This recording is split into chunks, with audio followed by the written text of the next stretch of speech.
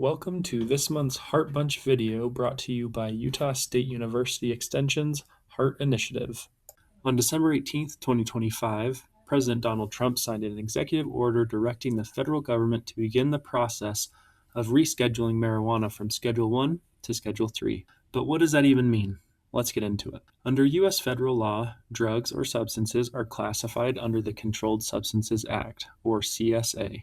These schedules are based on three main factors: a substance's medical use, its potential for abuse, which means it's used in ways that are not prescribed or in ways that can be harmful to individuals or society, and its risk of dependence, which is when the body needs more of the substance to achieve the same effects, or the person has physical withdrawal symptoms if they don't take the drug. Schedule 1 substances are considered to have no currently accepted medical use and a high potential for abuse.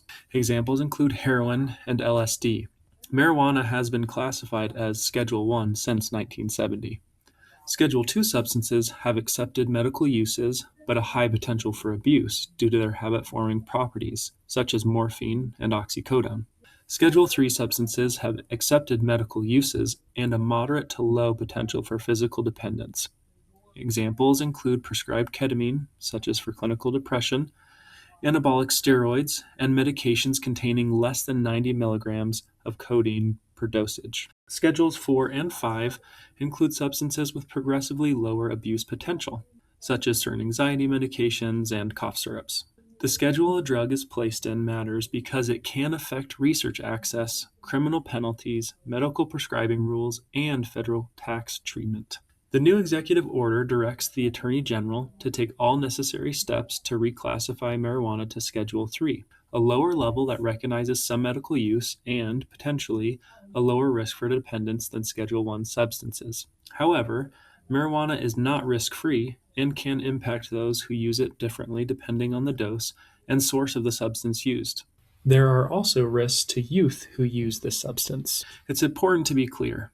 The executive order itself does not immediately reschedule marijuana. It starts the administrative rulemaking process that federal agencies must complete under federal law. Until that process is finished, marijuana will remain in the Schedule 1 category.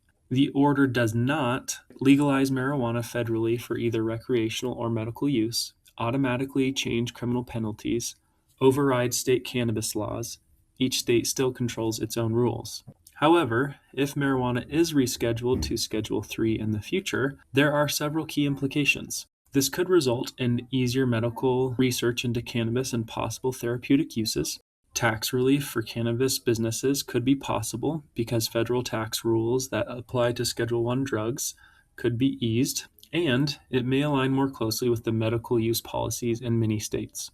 It's important to note that even with these changes, marijuana would still be classified as a controlled substance, so interstate commerce barriers will still apply. In short, the executive order sets in motion a major policy shift by instructing federal agencies to reschedule marijuana to Schedule 3. But nothing changes overnight, and marijuana is not yet federally legal. The outcome depends on how the rulemaking process unfolds in 2026. To keep up with these changes and other important updates, follow the USU Heart Initiative. Thank you for watching. If you like this content and want to see more, please subscribe to our playlist. Also, take a look at the resources we shared in the description below for more helpful information about this topic. Thanks again, and we'll see you on the next Heart Bunch video.